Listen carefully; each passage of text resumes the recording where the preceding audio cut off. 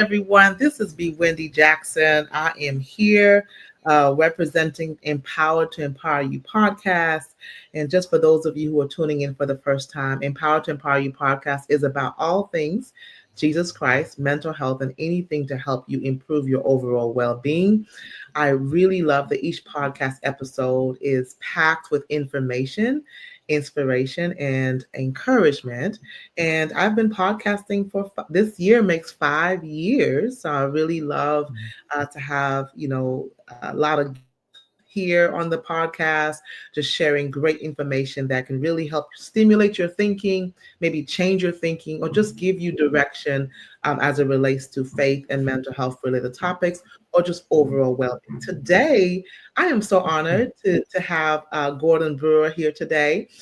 He serves. I love to ask the question, how do you serve? And so I'm going to share a little bit about Gordon's bio. He serves as a therapist, a licensed marriage and family therapist. He's a podcaster. He's a trainer. He's also a supervisor. And he is the person behind the Practice of Therapy podcast. He also started another podcast called Kindness and Compassion podcast.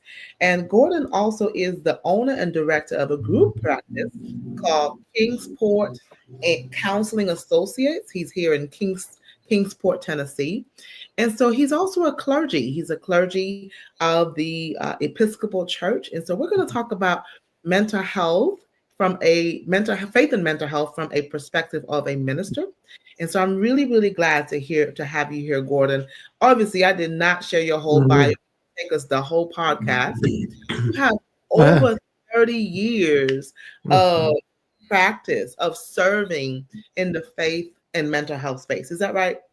Yeah, that would be pretty close. I'm always amazed at how long I've been doing this, but yes.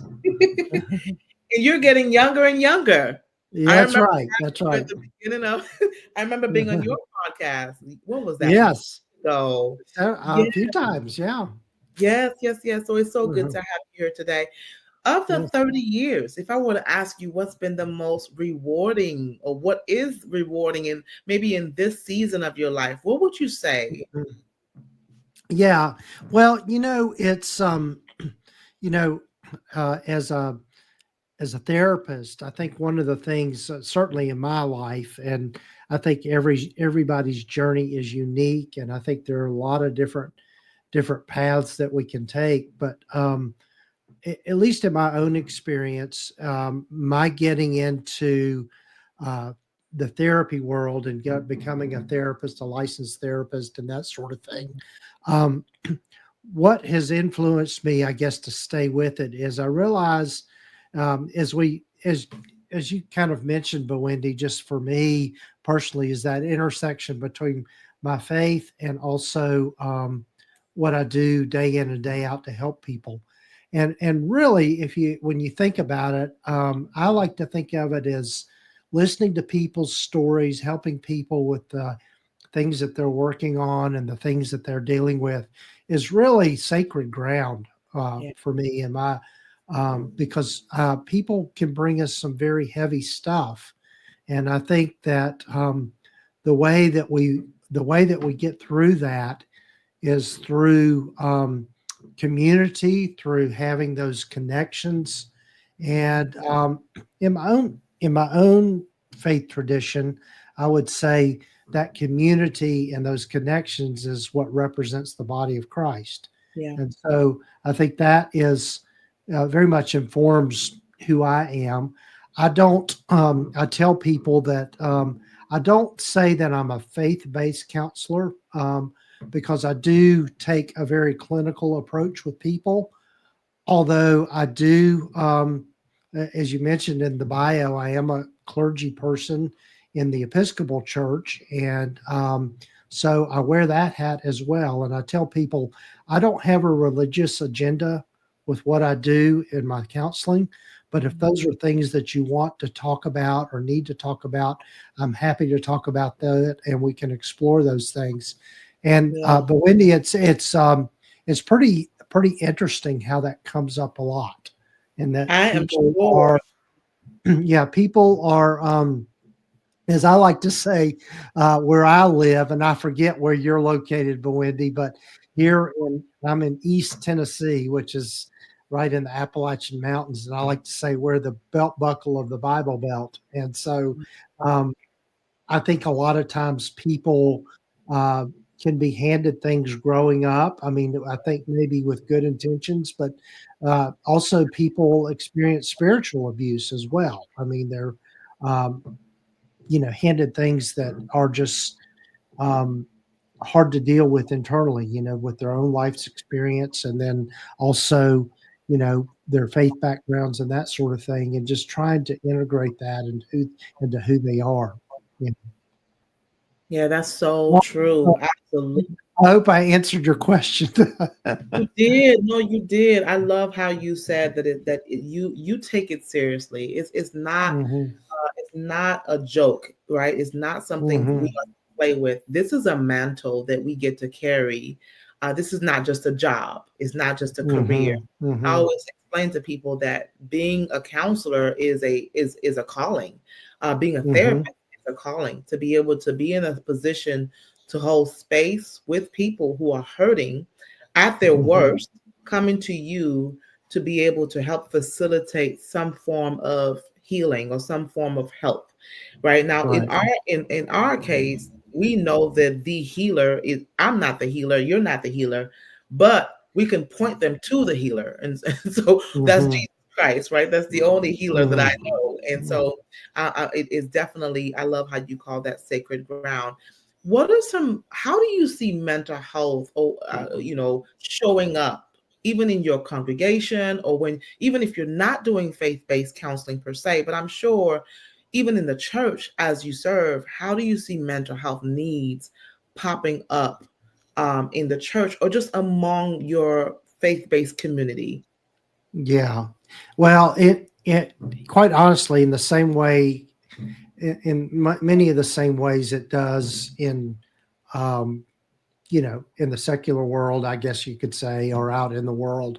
It's not, the people live in both places, and I think, there's in my church, um, there's a sign over the door as you go out that says you're now entering the mission field, and so I think one of the ways in which we can help as a faith community is to give people a safe place, um, just to be who they are and to be know that they are loved and know that there's community there. But mental health can show up in any number of ways, just like it does, out in the world within within churches, within faith communities.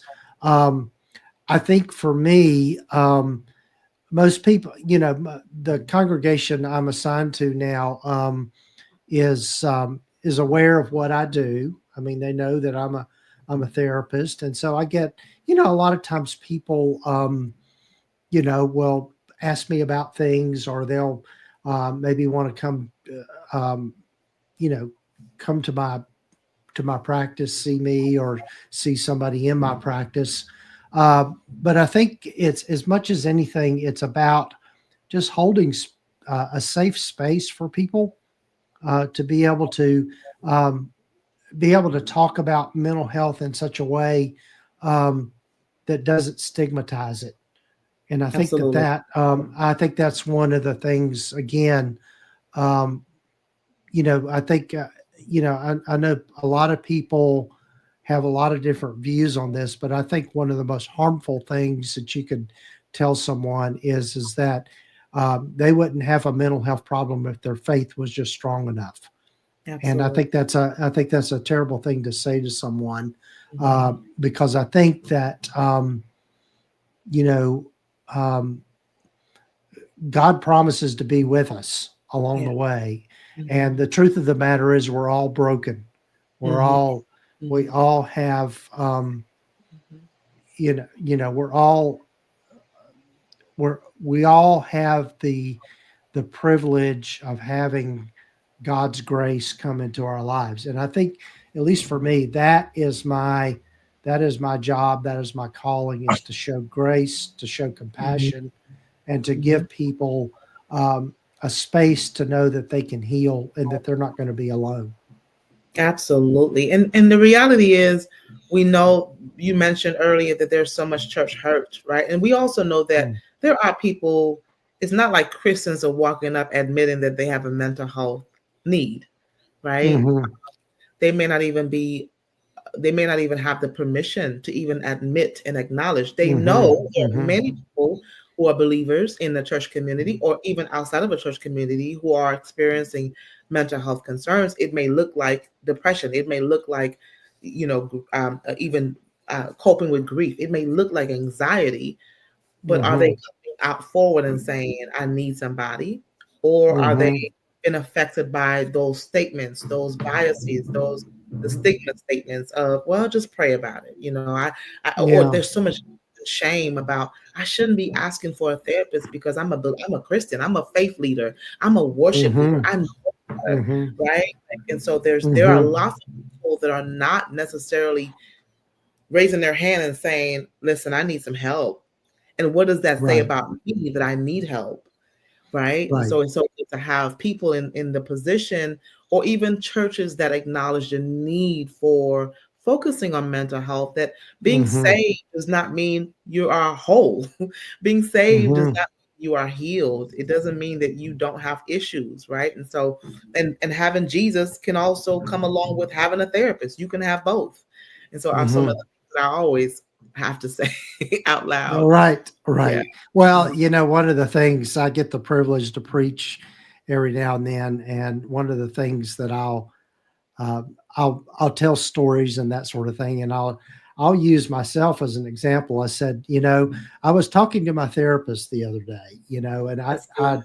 one of the things for anyone that's a therapist, I think you need to be in therapy and you need to continue to do that. The other thing too, and just the faith uh, realm is, and a lot of times they can overlap. I know it does for me, but getting spiritual direction as well, being able to have someone to talk about, your questions about your faith, or the places that you struggle with your faith, or Mhm. Mhm. how can you live into your faith more in a more genuine way, and that sort of thing, and just understanding what it means to follow Christ, in the Christian context, and all of that. How do you incorporate and integrate that into your life day in and day out? And Yeah. so there, in many ways, I think that, at least for me personally, they overlap.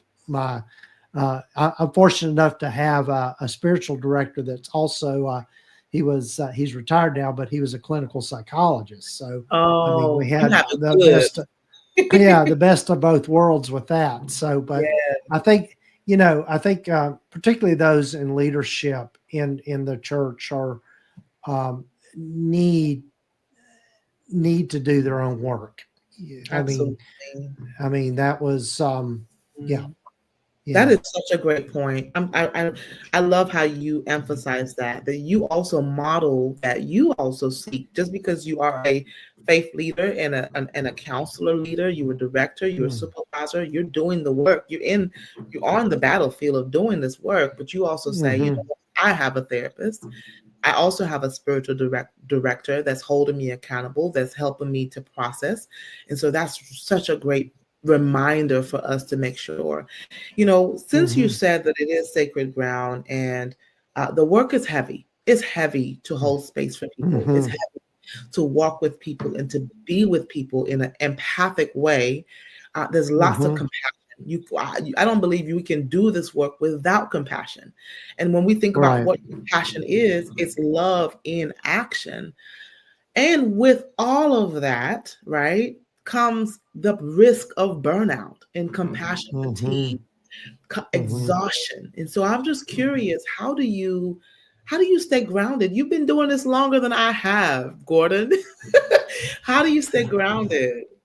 So I think one of the things is having daily rituals.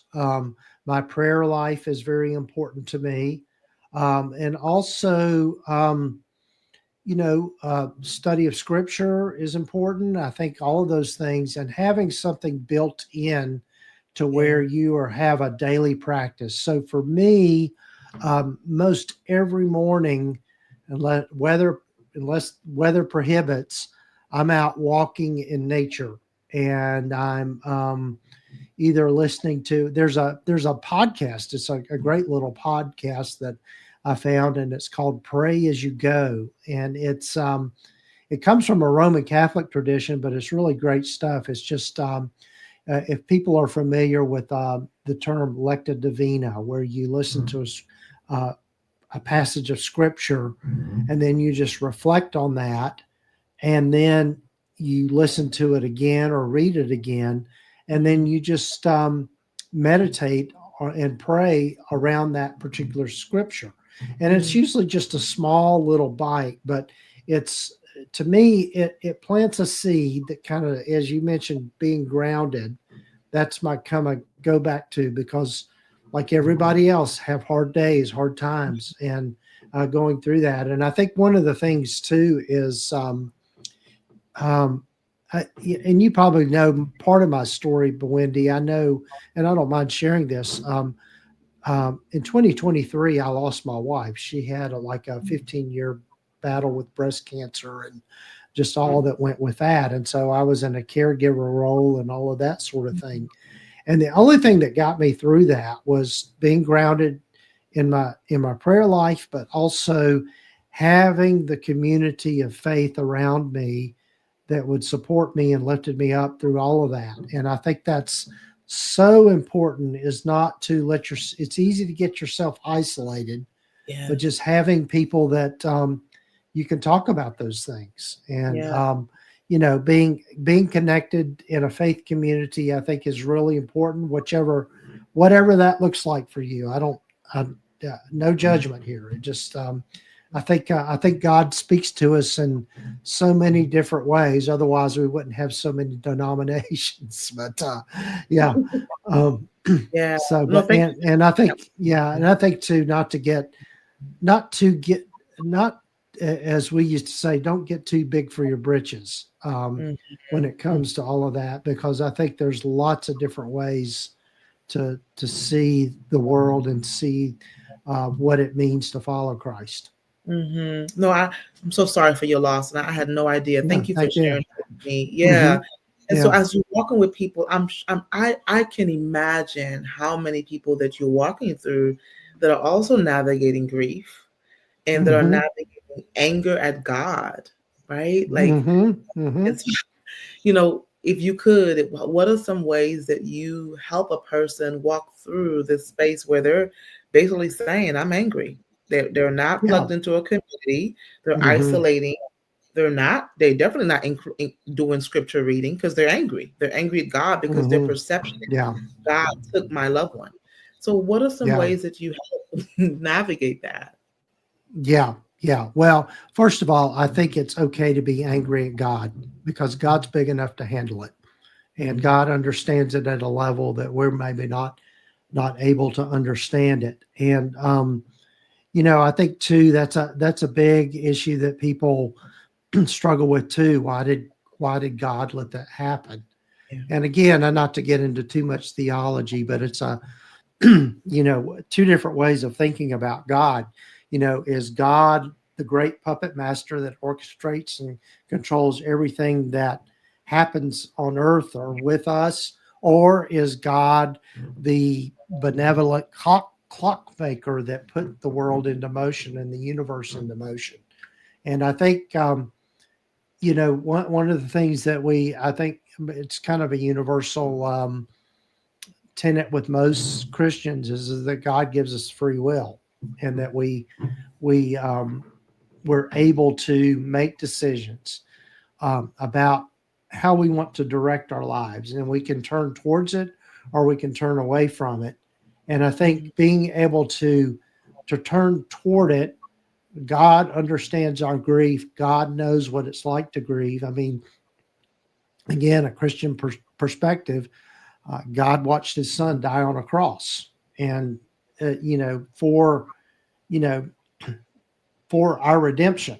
And so you might not be able to get your head around all of that, but I would say absolutely lean into the idea that you're not alone. Yeah. And even in any relationship, you're going to get angry. And I think you can. It's okay to be angry with God because God's big enough to handle that, and God Absolutely. understands things at a level that we can't necessarily understand or make sense out of. It's kind of like Mhm. I heard it put this way one time: is that I have two cats, pets at home, and I love them, and they know I love them. Mhm. But for me to explain to them and for them to understand how to operate this computer, it's not going to happen. Right. But what I do know is that I'm present with them and that I take care of them. And there are things that I do to take care of them that they don't understand or can't comprehend. I Mhm. dare say when I have to take them to the vet to get their shots, they don't understand why this painful thing is happening to them. But I understand it at a level they could not. So I don't know Yeah. if that's helpful in that, yeah. Yeah, And then there's absolutely. things that we can never understand. I don't think Mhm. that God, I think we've got to be careful about what we say to people about, particularly with grief, saying to someone, well, God needed them more than you did, or, you know, there's a purpose behind it, or there's a greater meaning behind it, or Yeah. whatever.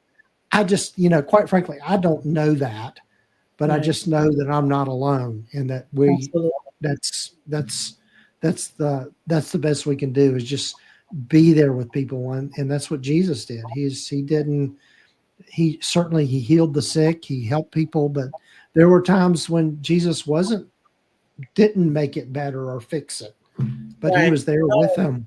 Hmm. Yeah, absolutely. And I mean, there are some erroneous statements that I've heard worse than what you said, that God needed a rose in heaven. Hmm. There's some really ridiculous things that people say, and it's Hmm. almost like the first 7 days. The first 7 days, that's a whole nother message for another day. But the Hmm. first Hmm. 7 days of Job's suffering, first seven Hmm. days, his friends did amazing. They didn't do anything. They didn't say anything. They were quiet. Hmm. After those 7 days, that's when yeah, don't follow Job's friends after the first 7 days. Somebody needs to Right. do it. I'm sure there's a book on this, but right, and this all stems to brokenness, and we can go into this a little bit further. But unfortunately, Hmm. as a result of sin, as a result of sin stemming into brokenness, bad things happen, and because we live in Hmm. a world and we cannot understand or even begin to understand things, and it's hard. It will be very hard for me to navigate suffering if I perceive God as a God who hurt me, right? Hmm. Uh, but Hmm. so there's an issue with the perception for sure, and that's where walking through a Hmm. counselor like myself, like you, to really help show them to help walk with them compassionately and help reframe that perspective of who God is really, right? And to Hmm. hopefully reframe that as people navigate pain and hurt and Hmm. suffering. Yeah. Right. So let me Right. pivot a second, because I know Hmm. our time is coming upon us. So I just love your work in terms of, you're navigating, you have the beautiful intersection of faith and mental health. And I really want to say thank you for your service in doing that for Hmm. sure. Um, this is, I don't know if you want to speak to this. This is completely random, but can you imagine being retired from your work? Like, have you thought Hmm. about what that looks like? Well, actually, I have been thinking a lot about that, because I'm approaching that age. But I think, I like the word pivot. I see myself. I see myself continuing to be part of church, whether I'm, Right, absolutely. serving actively as a clergy person or not. I will always be involved in church just because that's who I am. Um, but I think you pivot into other things, like I see myself, doing volunteer work, all of those kinds of things that are no less important. But Right. yeah, so I mean, I don't think retirement necessarily means just stopping Right. what you're doing, Right. but it transforms. It becomes something different. Well, Absolutely. even in my own practice in my own ministry, it has transformed a lot over the Mhm. years. I mean, it's Yes. not how it was when I started, and so Right. it transforms. And I think I think doorways open up for us, opportunities open up for us that we might not even imagine, and so we move towards those. Um, for for, Absolutely. for example, when I Glue. Well, first why went would into they ministry, think glue can freeze in if they know the glue? Because flour and water uh make oh, paste. That's that paste I is don't know where this is coming from. oh my goodness, I don't either. That was weird. Uh-huh. Yes. Okay. Okay, I don't hear that anymore, so hopefully you can Okay, edit that good. out. Yeah. That was weird. Yes. That's Yeah. okay. We'll just treat it as a commercial break. So yes, I'm Uh, excited to hear more about you pivoting later on because mm, we do go through seasons for sure, and then mhm. things change, things evolve for Right, sure. So that's right. very interesting. If we Yeah. could just kind of wrap up, give us a quick minute overview of where people can connect with you and what's the difference between the practice of therapy, just a 1 minute overview, practice of therapy Mhm. podcast versus the kindness and compassion podcast. And I believe Yes. you have a Craft network of podcasts. So Yes, just I give us a do. I 1 minute do. Yes. overview. Yes. Yes. So, my primary podcast is the Practice of Therapy podcast, and it's really geared more towards therapists and counselors and social workers and people that are mental health providers and helping them navigate the world of being in private practice, the business side and the marketing and all of those kinds of things that are needed in order to have a successful practice. The Kindness and Compassion podcast, unfortunately, I've not am going to pick that up, but I have not, due to all the stuff that I've gone through with my wife and that sort of thing. I kind of shelved it for a while, but there are, I think, 20, 25 episodes there. But Okay. the Kindness and Compassion podcast looks at the intersection between faith and psychology and self help and all of those kinds of things, and how we can live into more kindness and compassion in our Mhm. lives and in our world and our interactions with others. And so Love that. that's the main theme of that one. And then the Sightcraft Network is just a network of independent podcasters. And I started it a couple of years ago. Well, it's been almost 3 years ago now, just to give podcasters like yourself, Wendy, a place for to get support and just talk about kind of the behind the scenes of running a podcast and helping people cross promote and support each other in that whole medium and that sort of thing, and find advertisers and sponsors and all that sort of thing. And Yeah. so but the practice of therapy, you can just simply go to practiceoftherapy.com.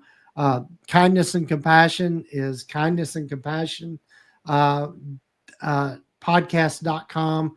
And then the Sightcraft Network is sightcraftnetwork.com.